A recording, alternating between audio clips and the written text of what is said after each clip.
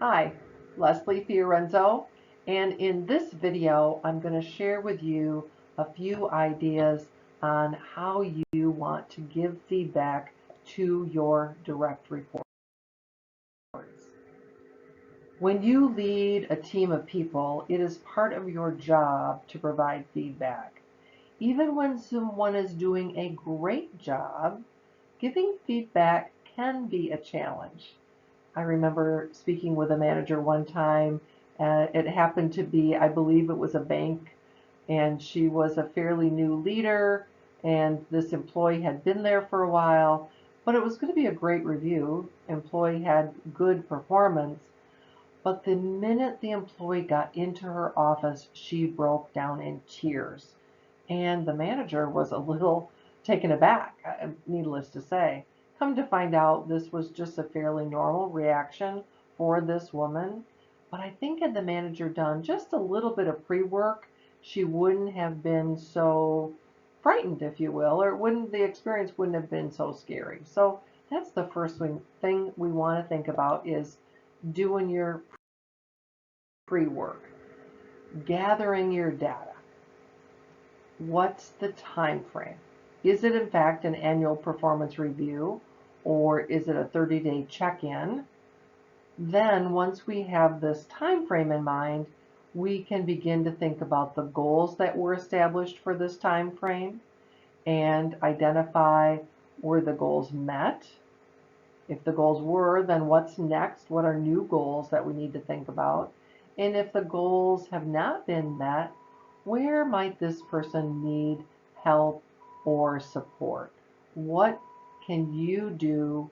What can you provide to make sure the job gets done? Because in fact, that's part of your job, is to supervise the work of other people and make sure the work of other people gets completed. Once you've got that in front of you and you've got the information, you can then create a plan about what you want to say. And I strongly encourage people when they're going into any kind of conversation regarding performance is they write out their first line. What are they going to say to begin the conversation? And hints, not a question, it's a statement. And then a list of talking points. What do I want to make sure I cover? Maybe your organization has a format that they use. That's even easier because we can simply go through the format. If one doesn't exist, then you need to think about, what am I communicating and what's the end goal?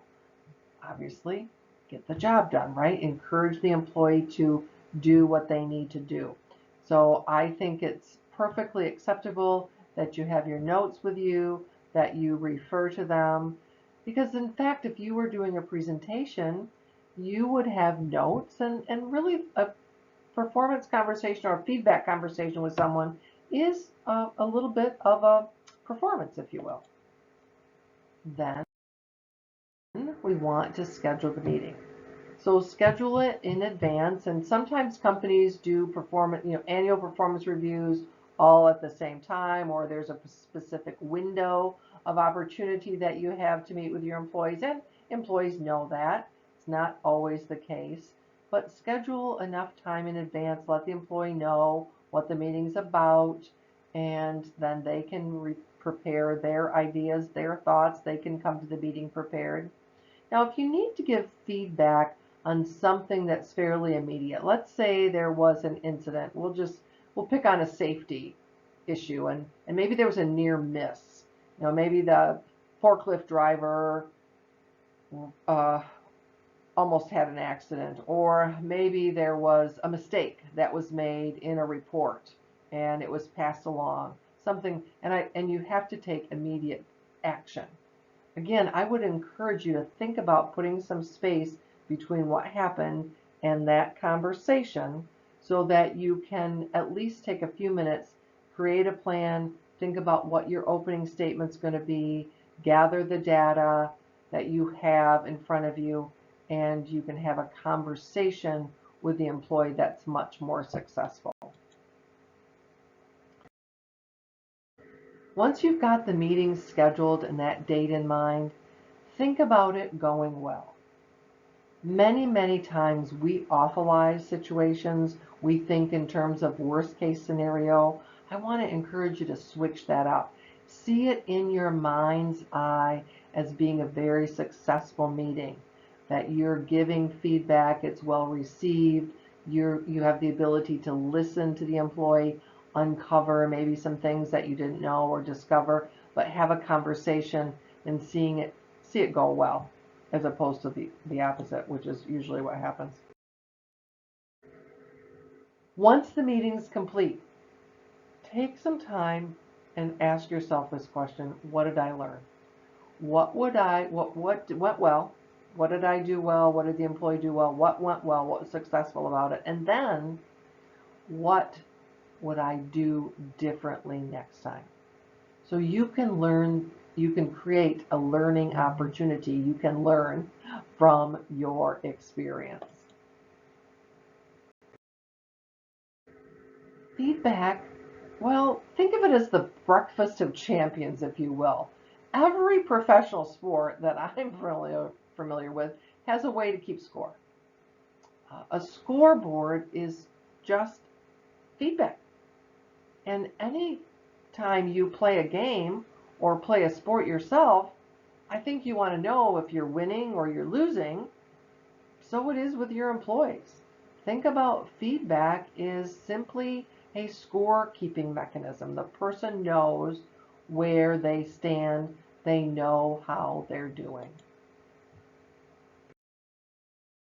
So in summary, we talked about gathering your data, creating a plan for the discussion, and holding an image of that successful meeting in your mind. And then once you've completed that, reviewing it for what went well and what would you improve for next time. I think you'll find these 4 steps will make your process of giving feedback as a leader a bit easier. Of course, I always want to hear about your results. What did you think? Do you have any feedback for me? Do you have any questions for me? You can type them in the chat below. I will get notified. I'll be sure to get back to you. And if you have found this valuable, please share it with a friend. And if you haven't already subscribed to my channel, please do so. New videos are posted every Tuesday. Thanks for watching.